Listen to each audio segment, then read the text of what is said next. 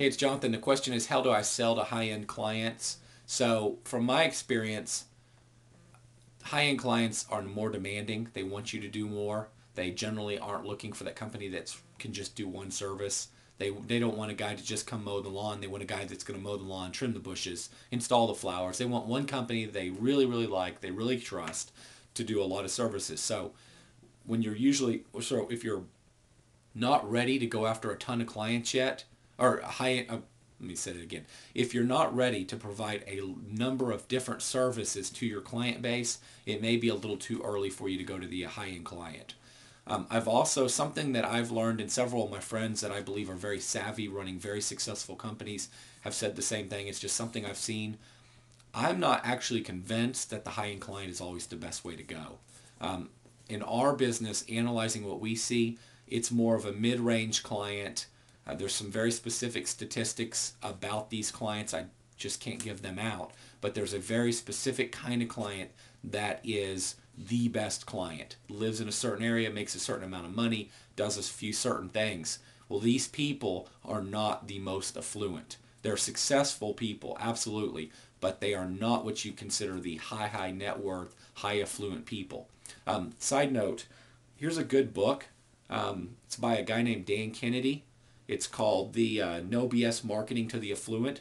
If you're really interested in high net worth people or highly affluent people, you might read this book. You can get it on Amazon. It's a good book. It's worth reading. Other things to consider on the high net worth, high affluent, highly successful areas. Again, multiple services. They're looking for a specific type of image. They're looking to be a little more hands-off a lot of times. They want somebody to just come in and do it. When they see a problem, you make the recommendation.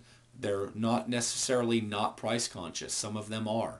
Some of them don't pay their bills very well. Some of them are, so there's reasons why sometimes this market isn't as great as you might think. Now, please don't take me wrong. It's a great market. But go into it knowing that it isn't the answer to all problems. That you probably, a lot of them want to pay with credit card. A lot of them want multiple services. They want a high level of professionalism. They want somebody to walk the properties with them or somebody that manages their, basically like maybe a personal assistant or someone that they have basically have helped them with this.